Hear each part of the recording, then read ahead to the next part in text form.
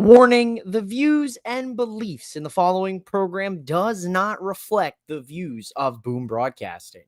We give full creative control to our creators and do not believe in cancel culture. Much like that lights out steel cage match that we just watched, viewer discretion is advised.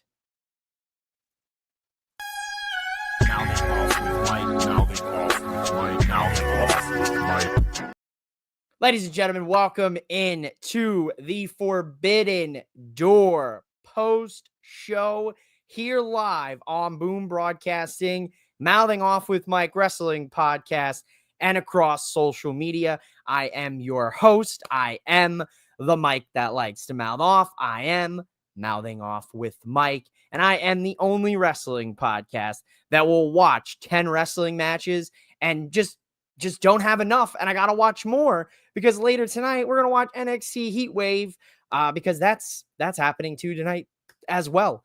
But today, right now, in this very moment, it should be about 5:45 here for my East Coasters. If you're tuning in from the East Coast, should be about 4:45 if you're in the Central Standard Time Zone. If you're over there in the UK and you're leaving Forbidden Door and you're watching this, I don't know what time it is over there. I'm assuming it's probably like 10 o'clock almost, maybe 11:15. But for me, it is the middle of my afternoon.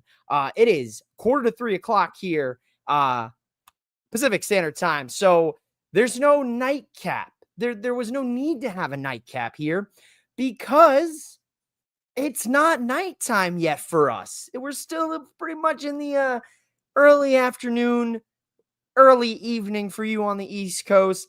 But I thank you all for joining me here on the Forbidden Door post show. We're going to talk about every single match that we saw here today for Forbidden Door. I'm going to kind of start the show off here with just my general thoughts, my reactions, just some key things that I took away here tonight from Forbidden Door. Kind of a total picture of the event, and then we're going to kind of go into each match here a little bit more detail, a couple minutes, because I don't want to hold anybody up here for NXT Heatwave because we've got about an hour and 20 minutes to get through this crazy pay-per-view here today from AEW before we all got to go watch NXT if you're a sicko like me and you're watching a day-night doubleheader of professional wrestling. We've got our good brother here, Jason, from Three From Deep and Sideline Savants here hosting both shows right now on Boom Broadcasting. He's pulling double duty. Let's go. Let's do it. And we got our good man here. Good brother, Toby's in the building. What up, bro? What is going on, my man? Good to see you here today, hanging out with me on a Sunday afternoon. Forbidden Door has always been a fantastic pay-per-view for AEW from an opportunity standpoint. As well, if not, it could be a pay-per-view from the opportunity standpoint of New Japan, because it gives the American wrestling viewer the chance, if they don't tune into New Japan frequently, it gives them a chance to see some of the up-and-coming stars, some of the established stars. Obviously, we know AEW and New Japan have had a working relationship honestly, since the inception of All Elite Wrestling. We know that there has been some crossover, and we know that there's been former New Japan stars that have went on over to AEW, the likes of Will Ospreay, Kazuchika Okada, Kenny Omega. Obviously, we've been seeing a lot more of the Gabe Kidd showing up here, and that doesn't include, the names that I'm not even coming off the top of my head. There's been a lot of crossover with a lot of the wrestlers that you see in AEW through New Japan. And I think it gives the opportunity for New Japan to get some of their maybe newer faces, older faces that fans may not be familiar with, some shine here on these shows. So I think it was a huge benefit for that. And I also think it was a chance here for AEW once again to kind of be like, look, we're hitting towns, we're kicking ass, we're taking names, we're on a hot streak right now. AEW is on a crazy hot streak. And I want to say that hot streak, to be honest, kicked off here in the desert back at Double or Nothing in May. Maybe a little bit before then, but they've been on a hot streak with especially these pay-per-views. There's not a time where I don't enjoy an AEW pay-per-view. It's been very rare. There's only been maybe one AEW pay-per-view that I have probably bad-mouthed to no end. And I think that was we had Adam Cole and Chris Jericho, and it was a snooze fest. It was a Double or Nothing from a couple years ago. And I think that might have been, we also had the late great Sabu on that card. It was just it wasn't a good one. Tonight, some of the positives that I've been able to take away here from the show. Number one, Tony Khan's pacing for these shows has gotten a lot better. There was a time where Tony Khan, we would have, 9-10 matches on a pay-per-view, and we'd be going, 4.5, 5 hours. Now today, for me, starting at 10 a.m. Pacific Standard Time, ending at approximately, if you want to consider it, about 2:30 Pacific Standard Time. Okay, so you're talking 11, 12, 1, 2, talking about 3, we're talking about 4.5 hours here. So 4.5 hours of a wrestling show that was paced very well. And I think that has a lot to do with the fact that you're on pay-per-view, we're paying for this show. And Tony Khan has always been the type of booker and owner where he wants to make sure you get your money's worth. And if there's one thing that I will credit Tony Khan for, is that very ideology. He wants to make sure you, as the fan, the person who is spending their hard-earned money on his event, that you are going to have an A+, B+ experience. And if not, he will do everything in his power for the next time that he is there, we are live doing a show, that you are going to get your money's worth. It's been very rare to say that you don't get your money's worth. Look at ticket event pricing for big shows. Look at what they were able to do here today in London, England, the O2 Arena, 19,000 fans plus, a record for a wrestling show in the O2 Arena in London. That's incredible. And they've been hitting those numbers pretty consistently for a while. So credit to Tony Khan for his pacing today. The other big thing I want to credit him here is with the women's division. Now, albeit, there was 2 women's matches on the official pay-per-view card out of those 10 matches. And that's fine. Okay, whatever. They were both for the titles. I get it. But on the 0 hour, we had an 8 women's all-star tag match, which was incredible. And that match ended up coming through on the pay-per-view and bleeding through. Now, whether it was a time thing, they had extra time, this was built in. This was built in to get the pop for Jamie Hayter returning, in London.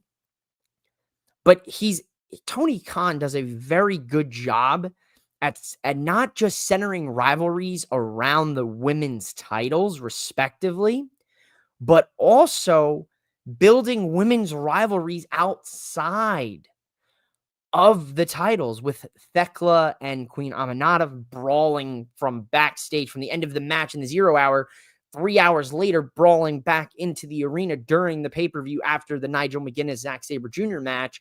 And then, it's not centered around a title. Obviously, those women at some point will be in the title picture, but they're getting a rivalry, especially Thekla from coming over and being new to the U.S. fan base. That's huge in my personal opinion. So those were some really big things that I noticed. The other thing I noticed is that there are going to be numerous wrestlers that are going to be taking time off. And there's some big names.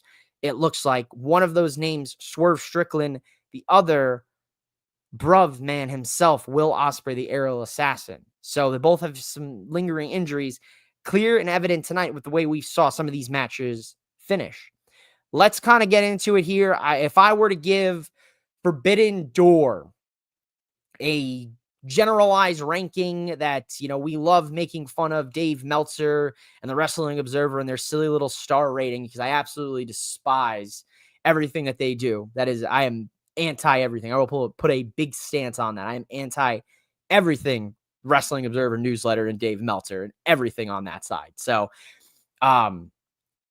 trivial rating system here, because a rating system doesn't really necessarily matter, because it's all about how you, the fan, and your viewing experience felt it. Me personally, my viewing experience was a good one today.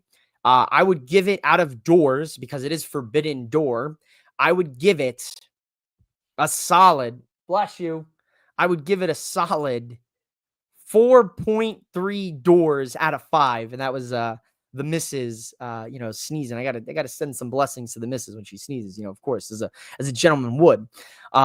He books as a fan, which is nice. Yeah, it's a good, we've said that a lot about Tony, that he does book like a fan. But recently, I will say, he's not only booking as a fan, he's booking as a man who knows what the fans want to see, but he's also booking as a man who knows the talent he has, and he has to use these talents, or they will in fact go and explore greener pastures. There are some misses he has, and there are some misses that Triple H has, and there's some misses that TNA has. But I will say tonight for Forbidden Door, I think the core of the pay-per-view and the theming was on point. I would have liked to see maybe a little bit more crossover on the main card that we saw on the 0 hour when it came to New Japan and AEW talent and CMLL and that sort of thing. Because CMLL felt like an afterthought with the Forbidden Door concept. We know it's AEW times New Japan, but it was also at one point AEW times New Japan times CMLL. And I feel like that was something that we saw, obviously, with Persephone in the women's TBS 4-way match. And we saw a little bit on the 0 hour, but nitpicking here, right? So I'm not going to even really get into that. But otherwise, very good show. 4.3 doors, Forbidden Doors out of 5 Forbidden Doors. Earlier, I posted that with Will Ospreay and Swerve out for the foreseeable. They should let the women eat. Agreed, Wayne. This is a clear and evident time where there's going to be a black hole in the divisions for AEW, for especially the men's division right now. You have Will Ospreay, who is clearly, by the reaction he got in that entrance during that lights out cage match, is a guy that will be a world champion within the next year or two, dependent upon his timeline from this neck injury that he's been kind of nursing these last few months to year. I agree with that sentiment 100%. Swerve as well. Those are huge gaps in the rosters. I saw Sean Ross Sapp tweet, a picture of Brody King, basically being like, it's time. Brody King and Bandito winning the AEW world titles, shocking to me, but I think there's more to that story than what meets the eye, and we'll get there in just a few moments. But to finish this thought, I think now is the time. You have 2 options as Tony Khan. You have the innate ability now to build two men to take those places for the time being and have a chance to create 2 new stars in your divisions respectively. Or you can build a star and then you can now put the women on a platform, because there's a lot of questions surrounding the women's division right now, especially with the result of the AEW Women's World Championship match tonight with Athena and Toni Storm. So you have those options. And if I was a betting man, if Tony Khan is wise enough to do it, I would build a men's star, and I would build a new women's star now and try to fill in those gaps and try to put the women on a platform. But I think he's going to take 2 of the men's stars, and I think he's going to build them up. I think there's a few guys here kind of coming up the pipeline. I think Takeshita's an obvious one. I think you can make some arguments for Speedball Mike Bailey if they keep, Jetball together or whatever they're called. I forget what they're called, but Speedball and Kevin Knight together. You have an opportunity with Josh Alexander, even though he's with the Don Callis family. There's a few names that are on that roster that are teetering on big time star potential that could see getting added opportunities because of these injuries and the time off. That's a good shout, Wayne. I like that shout. AR Fox is a great shout. If you guys think of any other names while we're talking, Toby Cross, that promo we saw from Cross this past literally 24 hours ago after GCW, Cross and Scarlett showing up in GCW to help, in their words, Shotzi win the Garage Beer Championship. Insane, fantastic. I love it. the promo and video that Cross posted of him with the violin, breaking it, saying that he's going to drink Matt Cardona's blood. The whole thing, Shotzi saying that he's getting you-know-what in the you-know-what, and Cross is going to drink his blood, was insane.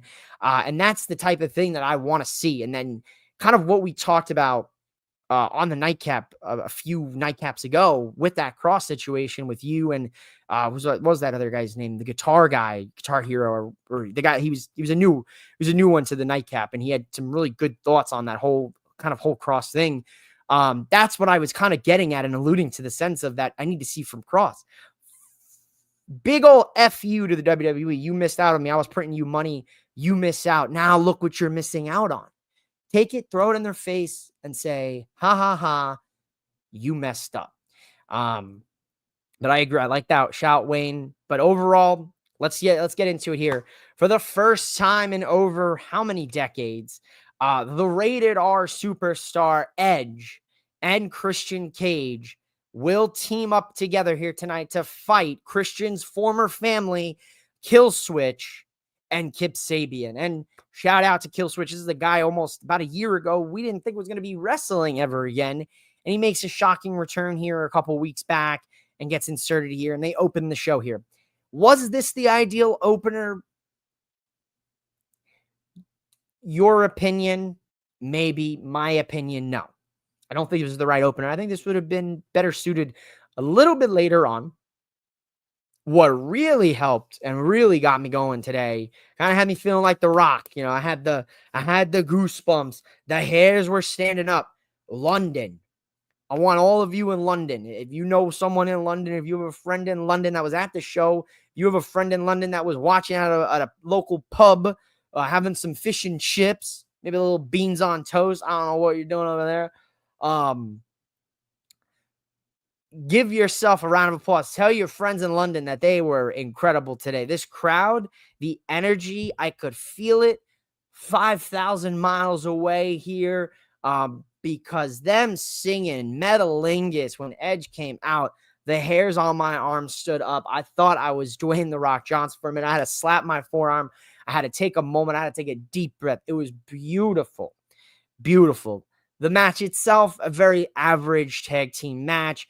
Edge and Christian get their spots in. Mother Wayne basically steals the show here away to start because, respectfully, Mother Wayne, wow. She stole the show. Did not see that coming. But very average tag team match here. Edge and Christian get the win. And we get some beautiful imagery here to end the show. Christian and Edge, Cope. I'm not going to call him Cope. I'm sorry, guys. Cry about it. His name forever in my book will always be the Rated R superstar, Edge. And that is what I will call him. Good win for them. Like I said, I wouldn't have been surprised if the Hurt Business is over or at least on hiatus. Yeah, I keep seeing all this discussion today about something with MVP. What am I missing, guys? There are a lot of you guys viewing here today, and I don't see as many names that I would like to see in the comments. So if anybody, please tell me what is going on with this MVP thing, because I am so out on the loop right now. Did MVP come out and say something? Was there a disagreement? Like, is he no longer with the company? Like, I'm very confused. So I would love some clarity if you guys can provide it. That would be fantastic here. But TNT title match, Kyle Fletcher. All my Fletchlights, stand up here, because Kyle Fletcher and Takahashi here had a solid match. Listen, if you heard me months ago, I said that Kyle Fletcher, as soon as he broke out of the Aussie Empire, he is very much a Will Ospreay clone for that early onset. But he's finding himself. He's finding who he is. He's creating his own personality and his own path. And I respect the hell out of him, as kind of an up-and-comer in the game. He gets a big win here against the New Japan star. And I like this match. Kyle Fletcher, he has a motor that not a lot of wrestlers have. There's a very select few. Ospreay, Okada, Omega, Styles. He's in that list for me personally. Fletcher has this motor that just keeps going and going. The Energizer Bunny, and keeps going and going and going and going. I don't think this guy, you know, ever stops. Yeah, and it's insane. And if you have been watching him from the onset and through his career, and you've invested your hard-earned time and wrestling viewership into him, you're getting paid out dividends on this guy right now. He is paying dividends out on those stocks if you were early in. He's incredible in the ring. I enjoyed this match. It was very quick, impactful. There was a lot of, spots in it that there was one in particular spot towards the end that was a little sloppy, but at its core, a very solid TNT title defense for Fletcher. His stock continues to rise. I tweeted it out during the show as kind of a lot of the crazy thoughts that pop into my brain. I want to get out there before I forget them before we get live. And then when I put them out there, it's kind of like me kind of recapping for myself. But I believe that the TNT title, it was great to get Dustin Rhodes a title stint with that for a bit. Yeah, obviously he's hurt. He had to go get double knee replacements, so speedy recovery to the natural Dustin Rhodes. But I think from here on out, we should not be using the TNT title for anything else than a feeder title. The way the Intercontinental Championship used to be in WWE, the TNT title should be a feeder title to the Unified Championship, with then Unified Championship being a feeder into the world title reign picture. And what I mean by this is that I think the TNT title should be young and up-and-comers only for the foreseeable future, especially kind of piggybacking into Will Ospreay and Swerve, where I feel that without them, you're going to have this power vacuum open where there's going to be two spots open on the face side and maybe even on the heel side. But there are a lot of heels right now in AEW. There's a huge power vacuum, and a guy like Fletcher can fill that role. A guy like AR Fox, like Wayne mentioned, and Wayne's my AEW guy through and through. He's going to be sitting floor for a show in a couple months, and I'm excited for the guy, man. I cannot wait to be watching AEW and seeing my man Wayne ringside there with his beautiful family. It's going to be great. I'm going to shed tears of joy. But this is the opportunity now. Use that TNT title. Get Fletcher into the Unified Championship picture in a couple months, right? Have him lose the TNT title to another up-and-coming star. Maybe a Kevin Knight. I like Kevin Knight. I think Kevin Knight is a guy that could be a great TNT champion. A guy like Speedball Mike Bailey is right there. Josh Alexander, Takeshita. There's so many different little names that I'd like to see floated in this TNT division now, and I want them to be the young and up-and-comers. I want it to be the next wave, the next main event class, so to speak, of AEW, so that things can just keep moving and moving and moving along like they have been. There were some rumors a few weeks back about the Hurt Business not wanting to drop the titles, and that MVP didn't like Speedball. Just rumors as far as I can tell. The Speedball thing, I believe, has been debunked as just like kind of like just people talking out of their asses, because they had a whole video interaction, and I think everything's kind of cool there. I don't think there's actual heat or beef. But I did see some things today about MVP and the tag match getting changed and whatnot. So I don't really know what's going on there. I mean, he's a larger than life kind of personality, I guess is the best way to put it with MVP. But the TBS title 4-way match, Mercedes Moné defending against, if you didn't know about her until this point, and I was not familiar with her game, Bozilla. Yeah, that's her name. She is 6 foot, 220 pounds is what they billed her on commentary today. And she is an absolute unit, a tank, a weapon of mass destruction. If Tony Khan is smart, I let this woman run wild in my women's division. If you can get that agreement in place with Stardom. Persephone is another really, really talented professional wrestler from the CMLL side. I was not familiar with her game either. I liked what I saw. Persephone taking social media by storm today because of her cakes. Mother Wayne taking the internet wrestling community storm because of her assets. It's been a very wild day, but Persephone in ring, loved it. She hit Bozilla with a razor's edge. This is 220 pound, 6 foot unit. That is a powerhouse woman. Alex Windsor, big fan of Windsor. I've had my eye on her for a while, been kind of watching her kind of slowly but surely making her way through the waves. And she came right in nicely and started into this women's division. We know Isla Dawn debuted Saturday night at Collision against Megan Bayne. Hated to see that. Would have liked to seen Isla actually get a win in her debut. Not a fan of just getting fed right to Megan Bayne. But this match here, beautiful.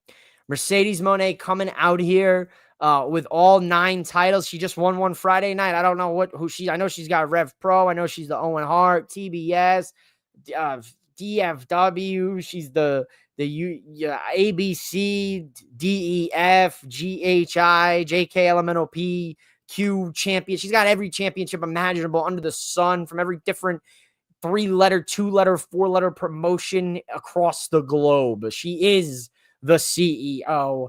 A little NWO gear there on the knees there, inspired black and white. Love to see it. Coming out with the Royal Guards, holding all her titles to the ring like a CEO boss ass would. Hit that thumb snap one time for the one time. But this was a great match. Really fun. Really good match. I would put it, for me personally, it's on the top 5. For me, it slides in right here at the number 4 spot. A top 5 match tonight out of 10 matches on this card. Bozilla taking social media by storm. Persephone as well, getting the name out there. Mercedes Moné squeaking out a win on a quick roll-up and just by the skin of her teeth retains the TBS championship. I'm intrigued to see who she gets next. Do we go back and run back Toni Storm and her? Toni Storm's the only woman that's pinned Mercedes in her time in AEW. Do we maybe bring Mercedes to a different promotion now and have her win a 10th title? Does someone finally take a title off her? There's a lot of really fun stories that AEW has the chance to tell here because of their growing and flourishing women's division and because Mercedes Moné is, in fact, your CEO. And really, she shined tonight with all 3 of these women. And all 3 of these women were elevated tonight by the CEO. So good overall. It did what it needed to do for all 4 women, and especially Bozilla coming out a big winner here. The IWGP Championship defended by Zack Sabre Jr. versus Nigel McGuinness in a technical master class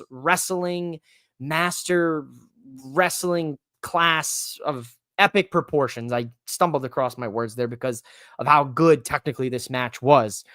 Danny G coming out with the towel was kind of a swerve out for me because I felt that towel was going to come into play during this match where Zack Sabre Jr. would kind of capitalize, and his limb torture that he does, he can target just about any limb, with his technical abilities. And I figured that he was going to kind of go after Nigel and pick him to shreds and have him locked into submission. And Danny G would throw in the towel kind of as like, I was worried about you, Nigel, but really as a way to kind of fan the flames and start to sow some seeds of dissent between the two.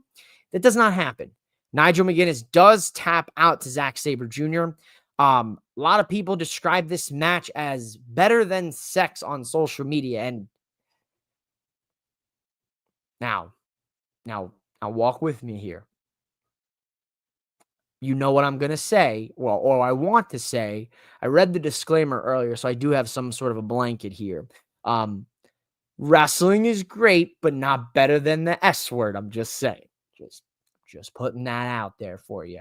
But this was a sexy technical match. It was. Everything you could imagine you would see between these two guys.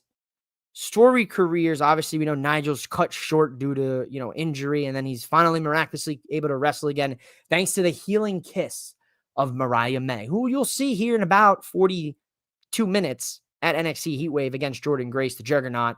I know Mark from Booking Like a Mark has Blake Monroe as his winner, but I think the Juggernaut gets a big win here tonight against the Mariah May. But really good stuff here. Great that Mariah May was able to heal Nigel McGuinness so we could get him hooping here with Zack Sabre Jr. A great technical love fest here. A great cameo here from UK wrestling legend Johnny Saint.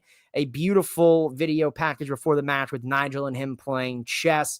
It was fitting here. It was very London, very UK. It screamed UK professional wrestling. It screamed that style of wrestling. You know, we saw earlier on the 0 hour, you know, kind of a lucha libre style with the one multi-person tag match. We've seen, you know, this British strong style technical wrestling match here tonight. You know, we saw, you know, your classic flips and shit kind of matches later on, you know, and we saw some good old classic ground and pound wrestling here tonight. A lot of different styles showcased through Forbidden Door, which is the whole point of a all elite wrestling company. It doesn't matter the style of wrestling. If wrestling is in the name, then we're going to get that. And that's what I like about AEW. And that's what you should appreciate about it, is it's not just one style of wrestling. We mix it up and we get different styles of professional wrestling. And that's the way wrestling should be. Jamie Hayter makes her return. She returned a few months ago. I guess she got hurt again. She's back again. This kind of took place, as you heard me say earlier, where the women were fighting. Jamie Hayter kind of comes out and helps Tekla from being beat up, or excuse me, Queen Aminata from being beat up by Tekla and the Triangle of Madness. I did not know that we paired Sky Blue, Julia, and Tekla together, because holy shit, that those three are, I can't even give you the words to describe how well all three of those women work together with all of their, like, beautiful. Put the Martin Scorsese meme over me here. Absolute cinema. Just clip it right here. Your new meme for wrestling. Absolute cinema. Because that's what that was. I love those three. I love Julia. I love Sky Blue. And adding Tekla into that mix, the toxic spider with the two spooky girls. Let's go. Let's heat up. So we know where things are headed here in the women's division. Jamie Hayter staking her claim. Gets a big return in London, which I like to see. And that's really all you want. You know, you want to see the women highlighted, not just around the title picture. Shawn Michaels can do it very well. He creates women's feuds just about out of anything. We've had women's feuds over, you know, somebody talking to Ashante the Adonis, and, you know, we've had women's feuds over just about anything in NXT. Kind of same deal with AEW. We had that great Deonna Purrazzo Thunder Rosa feud.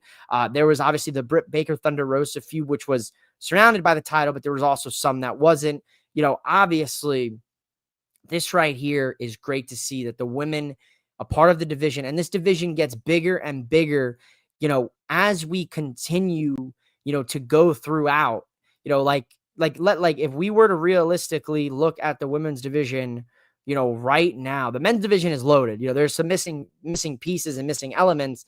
But the AEW women's division is kind of nuts. You know, like, you've got Alex Windsor, you've got Anna Jay, you've got Athena, you've got Britt Baker, Deonna Purrazzo, Diamante, Emi Sakura, Harley Cameron, Hikaru Shida, Jamie Hayter, Julia Hart, Camille, Kiera Hogan, Statlander, Layla Gray, Madison Rayne, which I don't think she's really wrestling. She's more of a backstage, you know, whatever. Or she's doing Ring of Honor too, I guess. Marina Shafir, Megan Bain, Mercedes Martinez, which I don't think she's still with them, but whatever, maybe ROH. Mercedes Moné, Nina, Nyla Rose, Penelope Ford, Queen Aminata. We don't know where Rebel's been. Red Velvet, Rio, Ruby Soho. We know she's out, you know, had a child, pregnancy. Serena Deeb, don't know where she is. Sky Blue, Tay Mello, Taya Valkyria, don't know where she is either. Maybe Ring of Honor. Tekla, Thunder Rosa, Tony Storm, Willow Nightingale, and Yuka Sasaki. So women's division is insane. That's a huge loaded women's division. LOL, Mike, Miss Mike gonna come out of frame and blast you with Spike. No, for real. Honestly, I would hope that those guys don't have that type of power. Now, I hope they don't either, but getting back on track with the show and not just me shouting out how good the women's division is. Wink, wink, Tony Khan, make it happen. Let's keep heating up, brother. The AEW tag title three-way. It was a very this is a match that has had potential to be a match of the year contender for a tag team match. The Hurt Syndicate, FTR, Brody King, Bandino, an unlikely pairing of just epic proportions that has just panned out. And they're the new AEW tag team champions. And to be quite honest with you, or to be frank with you, not to be Mike with you, but to be frank with you, I don't think Brodito was supposed to win this fucking match. I really don't think so. I will die on that hill. I will have that conspiracy theory for the next foreseeable future until Tony Khan says on the press conference, yes, they were the planned winners. We didn't throw a curveball or we didn't throw an audible here because of the way this match ended. I'm going to tell you guys right now, if I had the clip, and I really wish I did have this clip right now, the finish of this match was so screwed up, it's not even funny. And the finish of the match is by far the most important part of any match. You need to have a good finish. You need a good opening. You need a good finish. The middle, figure it out, right? You can make magic in that middle section, but you got to start off strong and you got to damn well finish that match strong. This match, what a funky ass way to end it. You have a unknown group here come out, attack the Hurt Syndicate, take them out of the match. And my prediction was true. We did get new tag champions, but not the team I thought was going to win the tag titles. I had a feeling that because Edge and Christian reunited, that the only logical explanation for the winners of this tag match to be FTR. The reason being is because of what FTR did to Cope. There's no better story than Edge with his oldest friend, bestest friend, finally getting through to Christian and reuniting with him, being the tag team Edge and Christian once again after 3 decades. Now you have FTR, who are Edge's boys. They live together in North Carolina. They live all right down the street from one another or something or the other, right? Good friends that, in AEW when Edge comes over there, and then they help Edge throughout the whole Christian saga, and then they turn on him. They turn their backs on him, beat him down, leave him for dead, and he, comes back, and we have the blow-off on that. The missed opportunity here was putting the tag titles on FTR. As much as that sentence makes me want to gag a little bit because I'm not a big FTR guy, the logical story was to have Edge and Christian versus FTR. And I wish I could kind of go Pat McAfee here, telestrator, and have the video clip and kind of show you what I think went wrong. But kind of coming off the top of my head here, the masked 3 individuals are the Gates of Agony and Ricochet. They beat up the Hurt Syndicate. Whether they're hired by MJF to do it is what Bryan Danielson alluded to on commentary. Big shout out to Danielson. What a great job tonight as commentator, putting some of the rest of the commentators to shame here tonight who have been doing it for years and years and years. Danielson, I would love to hear Danielson on commentary for the foreseeable future if we can swing that. Back at this, the Masked Men attack the Hurt Syndicate. They are taken out of this match. Brodito and FTR are brawling in the ring. There's craziness going down. We see the pinfall take place, and FTR goes to break it up, but they don't break it up in time, and he doesn't kick out, and it was this weird, awkward sequence, which I felt was going to result in FTR breaking up the pinfall and winning the tag titles. Now, I don't know.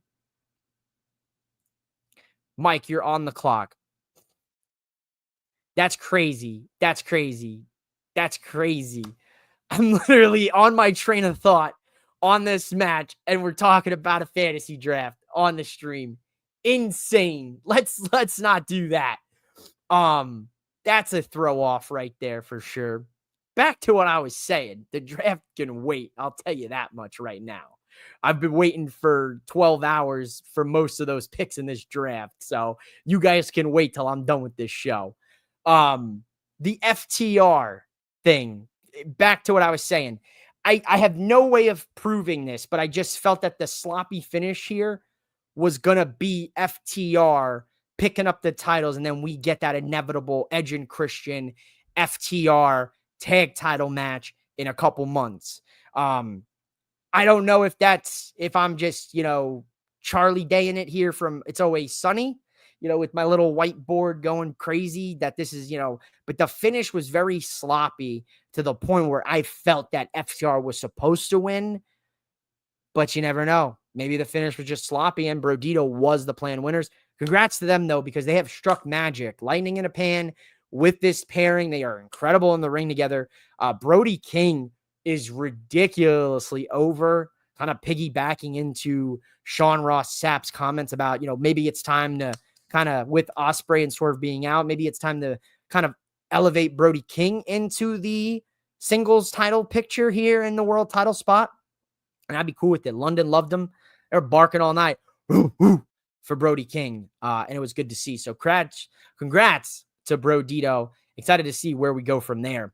The AEW Unified Championship match. Kazuchika Okada, the Rainmaker, versus Swerve here. And unfortunately for your boy, I was not able to grab a good picture of Swerve's entrance gear. He's rocking the Mr. Terrific inspired gear from Mr. Terrific from DC Comics. And of course, most recently, the Superman movie that came out back in July. Love the gear.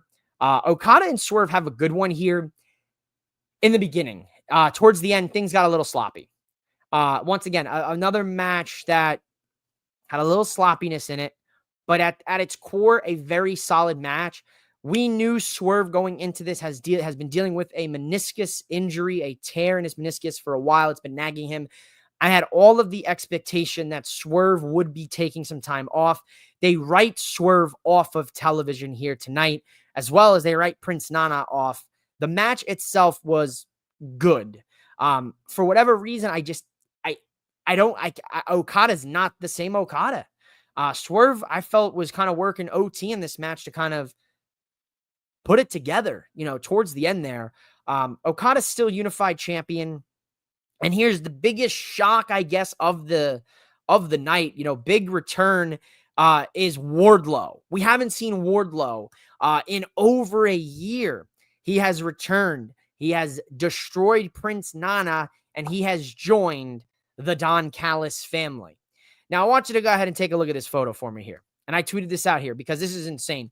My man, Don Callis, is collecting big, meaty men with big chest and big muscles like Thanos collected the Infinity Stones against the god dang Avengers. My man has so much meat in his family right here. This lineup, this man could open his own butcher shop. You've got Wardlow, Takeshita, Lance Archer, Kyle Fletcher, who looks like he ate Kyle Fletcher from 6 months ago, Kazuchika Okada, Josh Alexander, and from CMLL himself, one of my favorites, Hechicero.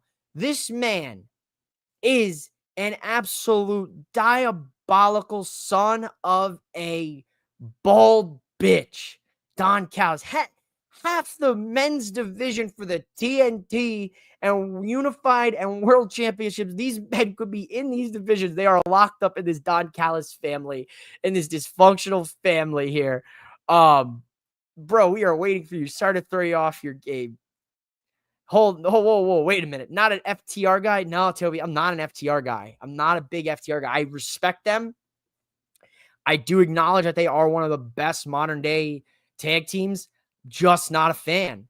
Just not a fan of FTR. They're just not for me. I think they're a great tag team. You could very well put them on the modern age of tag team top 5, top whatever. But for me personally, they're not my cup of tea. What's good, Mike? What's good, podcast? Smitty, good to see you. You're good, A. Schneider. You're A-OK, boys. Drew Code Sports Talk. Love you, Cody, brother. Much love to you there, dog. But yeah, so Wardlow's back. He's joined the Don Callis family. Don Callis, I guess, is the meat messiah at this point because he's just acquiring every big meaty man he can find that's a free agent or just not doing much in AEW. Very strange, very strange. The AEW Women's World Title match. Timeless Toni Storm taking on Athena, the winner of the Casino Women's Gauntlet match with a guaranteed contract for the women's title. at any time of her choosing. She picked Forbidden Door. She signed the contract tonight. She gets a match. The longest reigning Ring of Honor Women's Champion, 2 weeks away from hitting 1,000 days against the timeless one herself, Toni Storm, quite possibly in the 5 years of AEW's history, the best and greatest women's world champion in its entire history, going up against the biggest and greatest of all-time women's champion of Ring of Honor, Athena here, the fallen angel herself. An incredible women's match here tonight between Athena and timeless Toni Storm. This match right here, you heard me say my top 5 lists. I put the TBS title 4-way there at the number 4 spot. This one right here, this in fact gets the number 1 spot for me. This right here was a match of the night. And I'm gonna, that's a hot take. This was a match of the night for me. The lights out steel cage match, definitely there. Number 2 in the 2 spot, the 3 spot, the TBS title, the 4 spot, the Proto Star versus Takahashi. And then in the 5 spot would be the men's world heavyweight title match, because I do have some hot thoughts on that one as well. This women's match, incredible. I think, in my personal opinion, we had the wrong winner. But the timeless Toni title reign is incredible. No matter what, even when you feel like Toni, is kind of going back to the well sometimes, she still somehow makes you root for her and you want to watch her, and she finds a way to keep things interesting with whether what she says, how she dresses, the way she carries herself, or what she does in a match. We knew Billie Starkz was going to be kind of a looming issue here tonight with this, the minions, MIT, everything with her and Athena. But of course, Mina Shirakawa, shout out to Mina, also breaking the internet for her assets. Comes out with a steel chair. Billie Starkz gets run back to the back stage. Toni Storm successfully retains her title. Now, I thought at this point we were going to have Athena finally capture the AEW Women's World Championship, because of the fact that she's the almost 1,000-day Ring of Honor Women's Champion. And I thought for a minute there, we were going to unify those titles. Guess that's not the case right now. Toni's going to continue to use Ring of Honor as an enhancement, kind of developmental show, it seems, as well as kind of highlighting some of the Ring of Honor stars of the past and present. Timeless Toni Storm continues her title reign now. Who will dethrone Timeless Toni Storm? There's a litany of names. At the top of that list for me is Chris Statlander, followed right up behind with Willow Nightingale, followed right up after that by Megan Bayne, followed up by that by possibly, maybe even, we could get real crazy here and talk an Anna Jay run at some point. There's 4 names right there that have been, 3 names who have been part of AEW's core, with Jay, Nightingale, and Stat. One who's come in recently, Megan Bayne, who's taking over, and she is going to be a clear and evident threat in the women's division. Maybe Megan Bayne takes after a certain CEO. We could do a goddess, or I forgot Megan Bayne, Megasis, versus a CEO. That's a great billing. We could do Megasis versus Timeless. But I think the woman that I want to see get that world championship, if I were to give you top 3, it's got to be Willow, it's got to be Chris, and it's got to be Anna Jay, because they're day ones. They're day ones in that AEW women's division. Obviously, some honorable mentions: Nyla Rose, Britt Baker, if we can ever figure out what Britt Baker's doing. If she is even still a member of All Elite, she's still on the roster. I read you the entire women's roster. We'll see, but fantastic here. I don't know what we're going to see with Athena now with that ROH Women's Championship, as well as I don't know where we're going to go with Timeless Toni, but the women's division, consistent, and it's hot right now for AEW, and Tony Khan does this every summer. His women's division heats up. He forgets it in the fall. Don't do that. Let's not make that a growing trend, Tony. You have 2 huge names that are out of your men's division. You have a chance with all these women to create 2 big stars in your women's division, on top of creating 2 big stars in your men's championship division. Good match here today. The AEW men's world title match. Hangman Adam Page successfully defended his title against MJF. It was a great match. It was going very well. I talked a lot about this past week on the Nightcaps about the WWE tropes and wrestling tropes at their core. Tonight in this match, we saw a lot of those professional wrestling tropes, not WWE tropes, but classic wrestling tropes. Tonight, there was 3 rules that were added to this match for this world title. The title could change hands on a disqualification. The title could change hands on a countout. And MJF does not have to use his contract that he won in Texas for this title match. So the contract is still in effect as of this moment at the conclusion of this show. Hangman Adam Page, of course, he goes right after MJF. MJF does not allow that to happen, goes right outside to the ringside, walks around, takes a lap.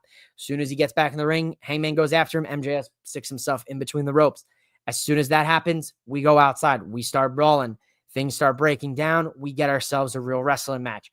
MJF doing everything in his power to get Hangman Adam Page out of the ring or to get disqualified, to have the referee stop this match. The shenanigans were crazy. This was a very overbooked world title defense. For personally, I would have liked to seen Hangman have a title defense right off the cuff here that does not have the MJF overbooking effect to it. That what I mean by that is in any MJF match, because he is a downright devious son of a bitch, he's going to cheat. He's going to do everything in his power to cheat here. The missing opportunity of this match and the biggest plot hole that Bryan Danielson himself unearthed on commentary was that if the title can change via disqualification, why wouldn't someone just come out?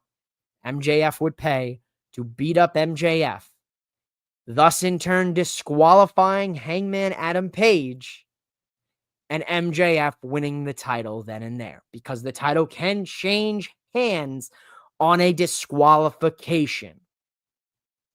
Huge plot hole. Bryan Danielson just decided to just drop right on everyone during commentary. Even Tony Schiavone and Excalibur were kind of like, but it could also be that because of this, yeah, like they were like, oh shit, massive plot loophole there. Not going to nitpick that, but it was a classic MJF match. The referee counts to 3 with the foot on the rope. Bryce Remsburg, my brother, they have gotten this man. He is the referee. He's the worst referee, and they've done it spitefully in these title matches. They do it every time. He doesn't notice the foot on the rope until way after the 3 count is done. So technically MJF won this match, but didn't win this match because he reversed his decision 5 minutes later after all the shenanigans. There was a great pile driver through the table spot, both men bleeding, an exposed turnbuckle spot, the contract being used multiple times, unprotected. You know, we had a lot of craziness in this match. Hangman's able to retain his championship. He beats MJF. Thank goodness. Cowboy shit all day, every day.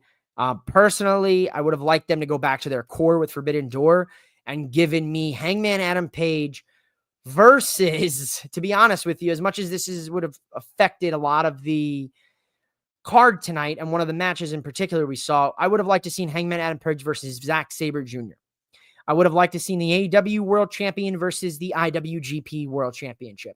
Forbidden Door is essentially a Survivor Series-esque pay-per-view for AEW in the sense of we used to have, we're doing Raw and SmackDown versus one another. It's AEW versus New Japan in a lot of the matches here tonight. And some, obviously New Japan and AEW intermingling and tagging together in the lights out steel cage match, so on and so forth.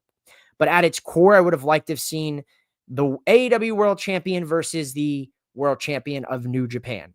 And if that were to be Zack Sabre Jr., that were to be someone holding a different world title in New Japan, that's what I would have liked to have seen here. Obviously, it works itself out. This is a huge marquee match. These are 2 cornerstones in AEW right now. But now I think we need to get Hangman into a different... We've seen variances of this. I need some new faces.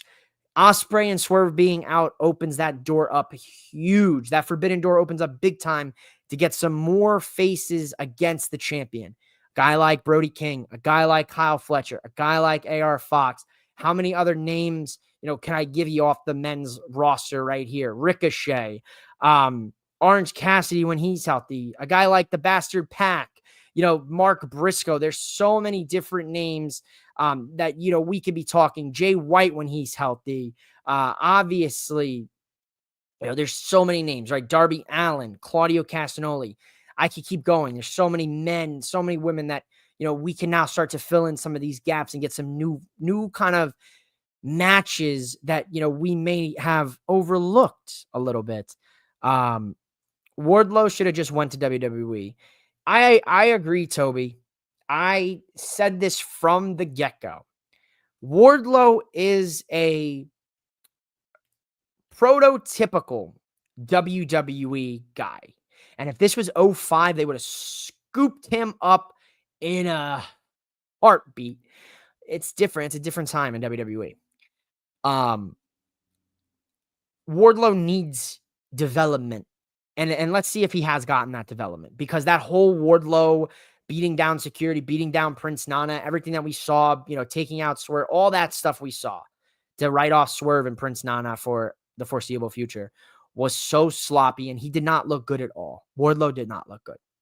Wardlow should have went to WWE. I think NXT would have served him well. He's a guy that has that look in a wrestling company where a lot of the matches and segments are going to be nitpicked apart for its wrestling, not its promo work, not its storytelling work like in WWE. I look at AEW in a different lens. I critique the wrestling. I don't critique the story. The story could be something as stupid as you crashed my car or something. And then we've had stupid stories like that in AEW. Or this guy owes me money and I'm going to go basically hire a mercenary like the Death Riders to get my money back. Chris Statlander example. Wardlow is a guy that he's not a wrestler. He's a spectacle. He's an attraction. He's a guy you come look at. He's a guy you throw in the ring against Braun Breaker and you have him have a 5-minute squash match against one another. A guy against Gunther, a guy against Obafemi. These are just big meaty men. It's a very strange thing for me with him. They have slipped some. They have probably top 5 Ring of Champions, at least top 10. Yeah, no, I do agree that they are definitely top 5 when it comes to a tag team in the new, this new generation of tag teams. They just slipped, man. They've slipped down that for me personally. This match, yes, very overbooked, overpopulated, over cheating MJF matches. You're bound to expect them. Mark Briscoe getting involved obviously is kind of a playoff of what we saw where MJF basically tried to kill the guy. And, Mark Briscoe is clearly MJF and Mark Briscoe are going to have some sort of blow off feud once this is said and done. He's going to probably have to go through Mark Briscoe to get back to Hangman Adam Page. He still has the contract in place. So I expect MJF to at some point in this year be champion again. I should turn the lights out for this next match, but I'm not going to. We have approximately just about 23 minutes until the start of NXT Heatwave, and we are finally at the lights out steel cage 10-man jamboree, electric boogaloo, chaos, murder. No thumbtacks tonight, no broken glass, but solid steel gummy bears were involved in this match. The Young Bucks once again are being bullied by production. They come out to Mbop, one of their original entrance songs from their very early backyard indie wrestling days. They also get terrible photos as their graphics at the top of the arena. And they just get bullied, and I love it. They told the production that they need something that'll take their opponents out, and they take the sack and they empty it out, and they get gummy bears. And I chuckled during this match. The lights out steel cage match was nothing more than to just take 10 men from across AEW, New Japan, have them brawl, have them bleed, have poor Darby's ear ripped off. That I draw the line at Darby's ear. I'm not even going to lie. Darby's ear, what Moxley did to Darby in this match, and I wish I could show you the video without getting a copyright strike for poor Boom Broadcasting. What Darby did, what they did to poor Darby in this match was insane. They taped this man to a steel chair. Jon Moxley grabbed a fork, put that fork in this man's ear, in his gauge holes, pause, and then just started twisting and pulling at the ear to the point where you could see this man's lobe was like ripped off of his head. It was bleeding. It was leaking blood. It was disgusting. It was very reminiscent of what Randy Orton did to Jeff Hardy and his gauges in that Hell in a Cell match, where he twisted the screwdriver around Hardy's earlobe with the gauge. It makes me gag as much as I gag when I think about the fact that Boom Broadcasting has yet another Dallas Cowboys show. But nevertheless, you should tune in to that show, Morning Brew, hosted by the Prez Mike Davis. Cheap spot. There you go. Seamless advertisements here for Boom Broadcasting, as I like to say. I am the mic that likes to mouth off. I think I've got a bigger mouth than the Merc with the mouth, Deadpool. I got a lot of shit to say. But lights out steel cage match. Very fun match. This was, think about Blood and Guts. Instead of Blood and Guts with that cage and that whole dynamic of the double rings and war games, etc., take basically a big cage, put it around the perimeter of the ring, touching the walls, and giving wrestlers the ability to have room to do crazy flips and shit, jump off the top of the cage like Will Ospreay with that beautiful, picturesque moonsault that he hit off the top of this cage. Mwah. Chef's kiss. A beautiful. There's so many beautiful spots in this match. And of course, giving it to the ace of New Japan, the president, Tanahashi, our favorite grandpa from New Japan. The knees are held together by popsicle sticks, Elmer's roll-on glue, and a little bit of Scotch tape. He was scooting his butt along in that match. He climbed a little ladder, and then everyone's, oh, hold on a second. Grandpa, get down here. Hold on a second, Gramps. Get your ass down. Get on solid ground. We'll handle the jumping and shit. And that's when Ospreay hits that crazy moonsault. But he did hit a beautiful frog splash to win the match here for the team of Darby Allin, Will Ospreay, Kota Ibushi, Kenny Omega, and Tanahashi here. It was great to see Tanahashi, get that pinfall for the team. He's a legend in professional wrestling, legend in New Japan, and it was great to see him. Obviously, his in-ring career is winding down. We know it's coming, so it was cool to see him have that moment tonight. But I like this lights out cage match. It was what we expected. Darby Allin gets thrown off the top of the cage through four tables with Gabe Kidd. That's finished and done with. There was forks. There was barbed wire tables. There was gummy bears. There were super kicks. There was trash cans. There was kendo sticks. There was chains and whips. And what more could you ask for? Wheeler Yuta got put through the announce table, reminiscent of Mankind going through the announce table off the side of the steel cage. But the gummy bears, man, the gummy bears made me chuckle the most here. I just want to keep, that's the only picture I have from the match. That's what you get. You get the Young Bucks, and the Young Bucks were wearing, I see the Young Bucks. I actually have those Jordan 11. They're rocking the Gamma Blue 11s. Good shoe. It's I love those Gamma Blues. Great color.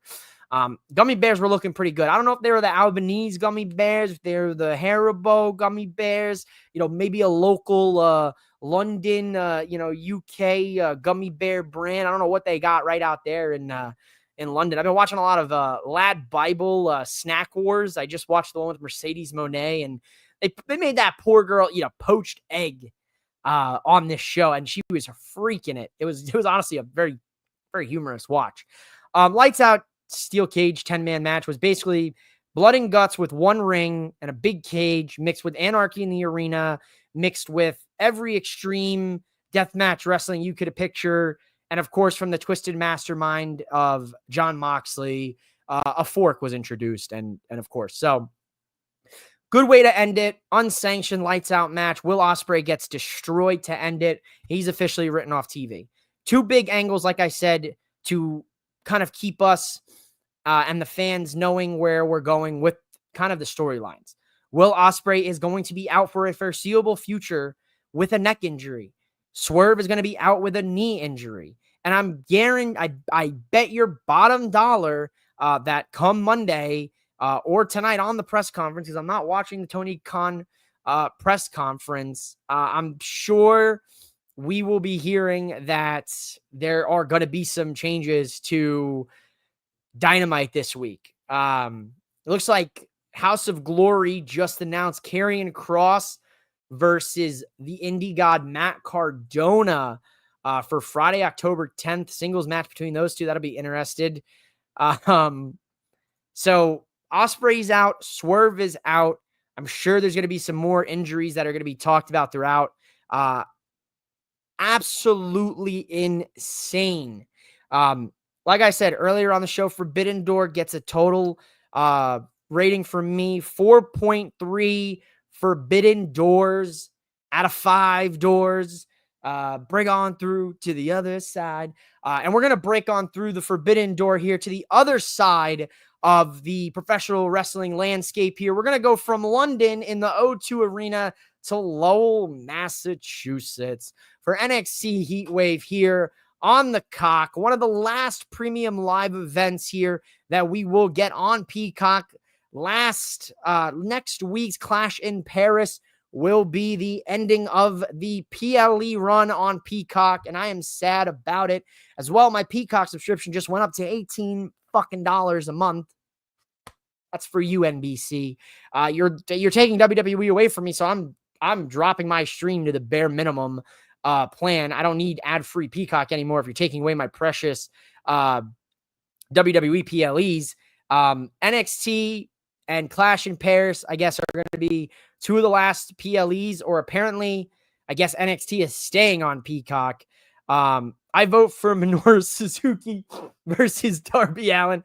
I'm sure we'll get that at some point if we haven't already. Much love to you.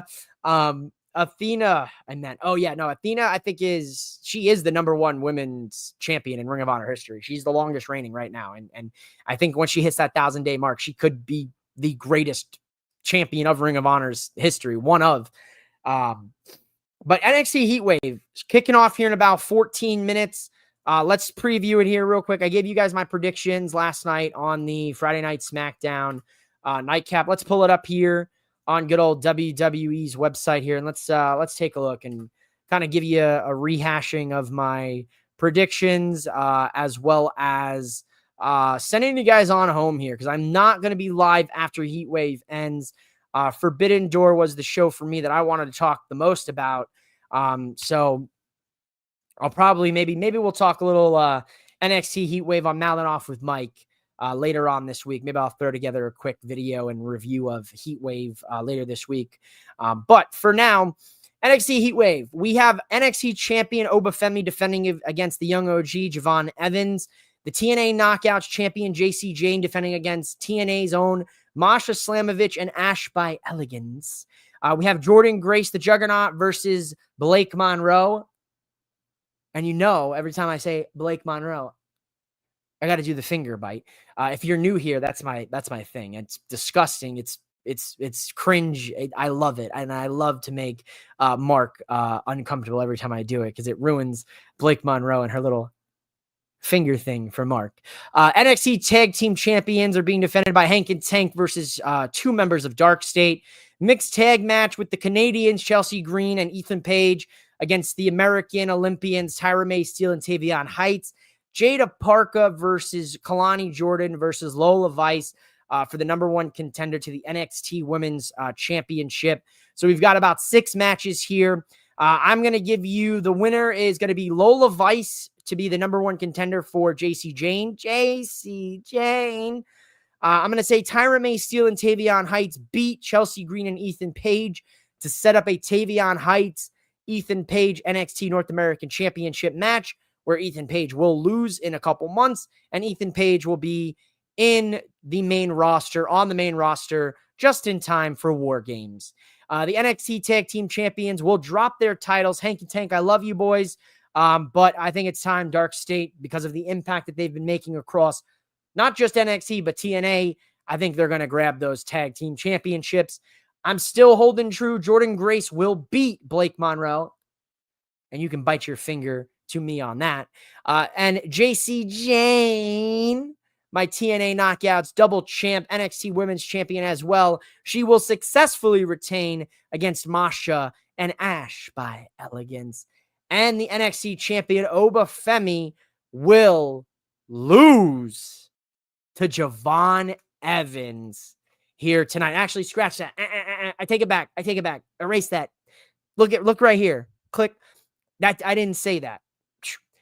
Javon Evans will come close to winning the NXT Championship, but Oba Femi will retain because of Trick Williams for some reason. That just came into my head. I vote for Minoru Suzuki versus Darby Allin. My house. Welcome to my house. Anyway, we're not gonna get how to get in that flow right. Man, I'm trying to figure out if I'm gonna get cable again because I can't afford $30 a month for just WWE. Listen, make sure you check into what cable providers are paired up for that ESPN Unlimited bullshit. Because I just got absolutely thrown in the blender this weekend. I go on ESPN's app to throw on some of the preseason football on Saturday, and my TV provider that I have login for does not work and is not affiliated with the ESPN Unlimited plan. So your boy gets to pay the $30 a month himself. So I am right there with you, Toby. I'm trying to figure out my next plan of attack if I really want to pay for another flipping streaming service, or if I want to come up with some outside of the box ideas for said streaming service. But man, that's it. That's a powerhouse right now. You call me the mouth of the West here, mouthing off with Mike. In an hour and 11 minutes, going on an hour and 12 minutes, did we recap 10 matches, cover possibly the future of AEW's divisions, talk a little bit about streaming services, and we talked a little bit about NXT Heatwave. Heatwave kicking off in 10 minutes on Peacock here. If you're going to watch it, follow me at MOWM_podcast, as I'll be live tweeting like I always do, because the Mike that likes to mouth off always has something he wants to say. I like to talk. I like to hear myself talk. Hope you guys enjoy hearing me talk. This has been my Forbidden Door post show. I hope you guys have a great rest of your Sunday night. Enjoy NXT Heatwave if you're watching it. If not, I'll see you guys back here Friday night for the nightcap, because there's no nightcap tomorrow because Raw is on at noon my time. That's unfortunate. Thank you guys so much. Take it easy. I'll see you back here on Boom in just a few.